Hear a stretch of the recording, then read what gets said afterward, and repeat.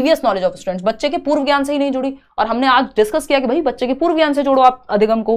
Are much beyond cognitive level of students, देखो बच्चे का जो संज्ञानात्मक स्तर है, जो करंट लेवल है उसकी सोच का, उसकी मेच्योरिटी का, अगर आपने उसके बहुत आगे की चीज उसको बता दी तो भी इसके वो काम की नहीं है, बच्चा नहीं सीख पाएगा। बच्चा अगर 8th क्लास में आप 11th क्लास की बात बता देंगे तो वो कनेक्ट ही नहीं कर पाएगा। तो जिस स्तर पे उसका दिमाग है उस स्तर की बात कीजिए आप उससे, तो संदर्भानुसार हो और वास्तविक जीवन में अनुपयोगी हो। ऐसा नहीं है कि सारी क्लास में एक क्लास में सारे बच्चों का दिमाग एक ही लेवल पे होगा, कुछ बच्चे होंगे जो एक्स्ट्रा ऑर्डिनरी दिखेंगे आपको। तो first option is the right answer. आगे बढ़ेंगे क्वेश्चन नंबर 25 पर, फटाफट से बताइएगा क्या कहता है question number 25। In order to facilitate reflective skills, यानी चिंतन कौशल विकसित हो बच्चों में, टीचर को क्या करना चाहिए, बच्चे को एक्टिव रखना चाहिए। फटाफट से जवाब दे दो। अब मैं जूस पी के बोर हो गई हूँ, अब और नहीं पीऊंगी, अब मैं पानी पीऊंगी। आप देंगे जवाब।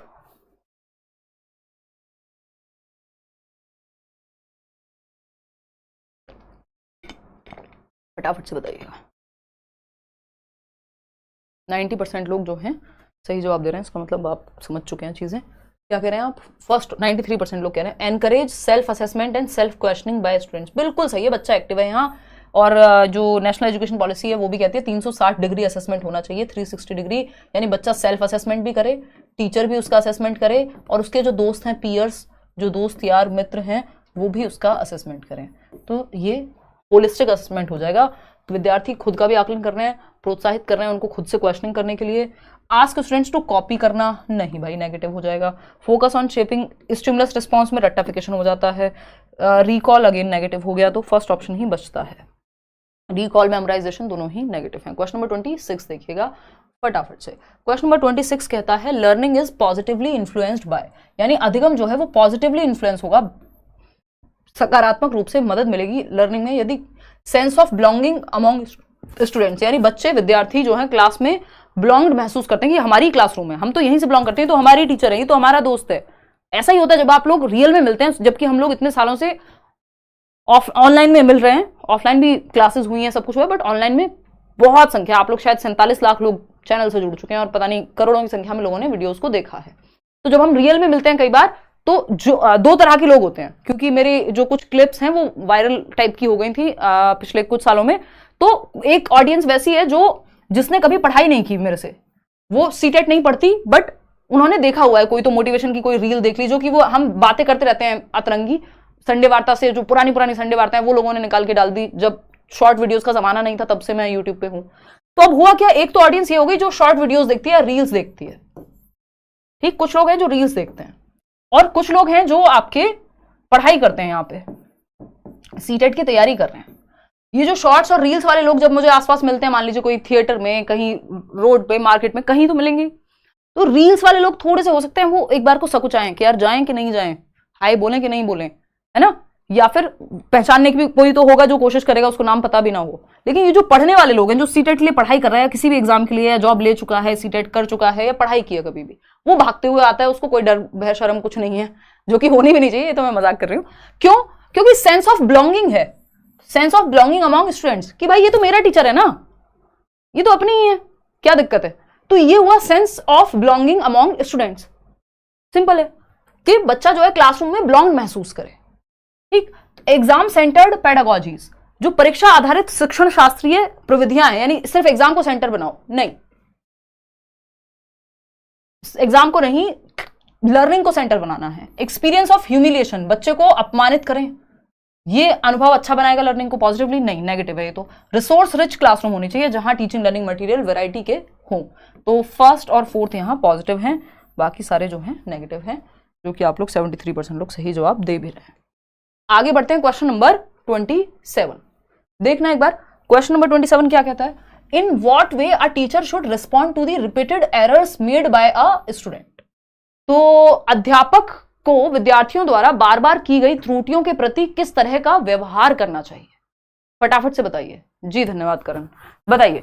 तो अध्यापक को विद्यार्थियों द्वारा बार बार की गई त्रुटियों के प्रति, यानी बार बार बच्चे गलती कर रहे हैं, तो टीचर को क्या करना चाहिए। Tell the correct answer without any comment, बिना कुछ किए सीधा आंसर बता दो। सीधा आंसर बताना कभी भी सिखाने का सही तरीका नहीं है।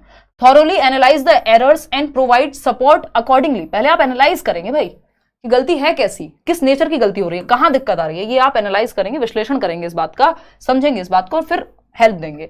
Deducting the marks straight forwardly, सीधा नंबर काट लो तो इससे क्या होगा, एलिमिनेट कर देंगे एरर्स को, नेगेटिव रीइंफोर्समेंट देंगे बच्चे को, नहीं भाई आप क्या देंगे, डायरेक्ट सीधा नहीं सही कर देते हैं, बट मौका देते हैं, एनालाइज करेंगे, उस पर चर्चा करेंगे, चैलेंज करेंगे और ठीक हो जाएगी लर्निंग जो है। चैलेंज का मतलब ये नहीं यहाँ पे वो चैलेंज आप ऑल्टरनेटिव कॉन्सेप्शन के केस में भी करते हैं एट टाइम्स। चैलेंज का मतलब ये नहीं कि बच्चे को ह्यूमिलिएट करेंगे। क्वेश्चन नंबर 28 देखिएगा, which of the following enhances problem solving skills among students, बच्चों में समस्या समाधान को बढ़ावा किससे मिलेगा, फटाफट से बता दो। ये क्वेश्चन कई बार पूछा जा चुका है पिछले कई सालों में, अलग अलग तरीके से, बस ऑप्शन चेंज कर देता है। तो फंक्शनल फिक्सनेस, अभी आपको बताया था फंक्शनल फिक्सनेस बिल्कुल सही तरीका नहीं है। ये कौन सा तरीका है कि फंक्शनल फिक्सनेस मतलब आपकी सुई अटक गई है एक ही बात पे, कि आपको लगता है कि किसी काम को करने का सिर्फ एक ही तरीका हो सकता है ना, ये फंक्शनल फिक्सनेस है कि पेन को सिर्फ लिखने के लिए यूज किया जा सकता है, जबकि पेन को लोग क्रांति के लिए यूज कर रहे हैं, पेन को लोग हेयर बन बनाने के लिए यूज कर रहे हैं, क्लिप की तरह यूज कर रहे हैं। पता नहीं लोग तो इंडिया, वो आजकल चलता है ना इंस्टाग्राम पे कि India is not for beginners, तो देश में पेन तो पता नहीं किस किस चीज के लिए लोग यूज कर रहे हैं। पहले मैं एग्जाम्पल देती भी थी कई बार, तो या कोई और भी चीज, फॉर एग्जाम्पल तो हम जुगाड़ वाली स्थिति है ना हमारी, अब कोई टी शर्ट आई थी पहनने के लिए, पुरानी हो गई, उसको घर में पोंछे के लिए यूज कर रहे हैं, तो वो फंक्शनल फिक्सनेस नहीं है इसका मतलब हमारे अंदर। ठीक, कन्वर्जेंट थिंकिंग क्या है, कन्वर्जेंट थिंकिंग तो संकुचित हो जाती है, यानी एक पॉइंट पे आके, जैसे इन 4 ऑप्शंस में से एक सही है, ये कन्वर्जेंट थिंकिंग है। तो ये क्रिएटिविटी को बढ़ावा नहीं देती, प्रॉब्लम सॉल्विंग को बढ़ावा नहीं देती। रिस्पॉन्स सेट भी एक ही तरीका सेट है आपका, जिसको आप मान लेते हैं यूज ऑफ, ये एक काइंड ऑफ फंक्शनल फिक्सनेस और ये दोनों जुड़े हुए होते हैं। यूज ऑफ ह्यूरिस्टिक्स, खोजबीन या अन्वेषण का प्रयोग। ये जो ह्यूरिस्टिक है ये शॉर्टकट हैं, फंडे हैं, शॉर्टकट्स हैं किसी प्रॉब्लम को सॉल्व करने के। कैसे, हमें बताए, ये शायद प्रूवन ना हो, रैशनल ना हो, लॉजिक ना हो इनके पीछे, बट ये काम कर जाते हैं कई बार। जैसे रिमोट काम नहीं कर रहा होता घर में, हम 2 बार ऐसे कर लेते हैं। अब इसका साइंटिफिक रीजन हो सकता है हमें पता हो, नहीं पता हो, बट काम कर जाएगा हमारे लिए, ये हमारा फंडा है, शॉर्टकट है। तो ह्यूरिस्टिक प्रॉब्लम सॉल्विंग में हेल्पफुल होते हैं। 4th option is the right answer. आगे बढ़ेंगे, क्वेश्चन नंबर 29 पे 2-3 सवाल और हैं। Sulekha participates eagerly in the dance competition only because she is interested in winning the first prize of cash. ये इस बार भी क्वेश्चन पेपर 2 में पूछा गया था, जो जनवरी 2021 का पेपर हुआ है। सुलेखा एक बच्ची है जो नृत्य प्रतियोगिता में, मतलब इस तरह का ही कोई क्वेश्चन था, सुलेखा नृत्य प्रतियोगिता में केवल इसलिए उत्सुकता से भाग लेती है क्योंकि वह नगद का प्रथम पुरस्कार चाहिए। भाई कैश प्राइज चाहिए। हो सकता है सुलेखा के परिवार में बहुत दिक्कत हो सकता है सुलेखा को कोई चीज लेनी हो अपने लिए, कुछ भी हो सकता है, बट सुलेखा मोटिवेटेड है किस लिए, डांस कंपटीशन में, इसलिए नहीं कि डांस में इंटरेस्ट है, होगा डांस में, लेकिन उससे ज्यादा जो रीजन है सुलेखा का वो है फर्स्ट प्राइज लेके आना है कैश में, 11,000 रुपए या 1,100 रुपए मिलेंगे। ये क्या रीजन है, इसका रीजन है बाहर, ये रीजन बाहर है, एक्सटर्नल है। रीजन कुछ भी हो लेकिन ये एक्सटर्नल रीजन है। तो एक्सट्रिंसिक मोटिवेशन हो गई सिंपल। फेलियर अवॉइडिंग तो नहीं है, ये फेलियर से बचना थोड़ी चाह रहे हैं, किसी तरह से फेल ना हो जाऊं, कोई तो अवार्ड मिल ही जाए।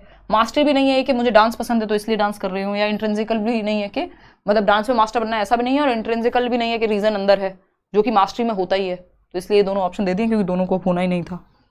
मास्टरी में रीजन अंदर ही होता है किसी काम को करने का। क्वेश्चन नंबर 30 देखिए, एक और क्वेश्चन है, क्वेश्चन नंबर 30 है, second last question. A middle school teacher wants to enable meaningful learning by helping students to make connections between concepts and real world. जो कॉन्सेप्ट्स पढ़ाए जा रहे हैं क्लास में, मान लो नाउन का कॉन्सेप्ट है, उसको वास्तविक दुनिया से जोड़ देना। Which of the following activities would be N appropriate pedagogical strategy, कौन सा तरीका सही होगा कि आप एप्रोप्रिएट पेडागोजी से जोड़ पाए इसको, फटाफट से बताइएगा। पहला, let the students learn by the method of stimulus response. नहीं, ये स्टिमुलस रिस्पॉन्स जहां दिख जाए ये नेगेटिव ही है अपने आप में, पूरे सीटेट में। Let the students research on current issue in, ये हम पहले यूज करते थे, आजकल हमारी शिक्षा प्रणाली में हम इसको यूज नहीं करते हैं, मतलब ओवर्टली होता तो है ही, बट हमारी जो मेथड्स हैं वो इसको मानते नहीं है। Current issue in small groups, बच्चा सबसे ज्यादा जहां एक्टिव है, सिंपल आंसर वही है, सेकंड ऑप्शन में लग भी रहा है। मेमोराइज करना कोई पॉजिटिव तरीका नहीं है। वर्कशीट दे दो सिर्फ मल्टीपल चॉइस की, इसमें भी कोई सोच पे प्रभाव पड़ नहीं रहा बच्चे के, सबसे ज्यादा एक्टिव है बच्चा सेकंड ऑप्शन में। आज के लिए आखिरी सवाल, फिर आप अपने घर और मैं अपने, हालांकि हम दोनों ही अपने अपने घर हैं, लेकिन हमें करना है डिनर और आपको सोना है। तो which of the following correctly describes intrinsic motivation, आंतरिक अभिप्रेरणा।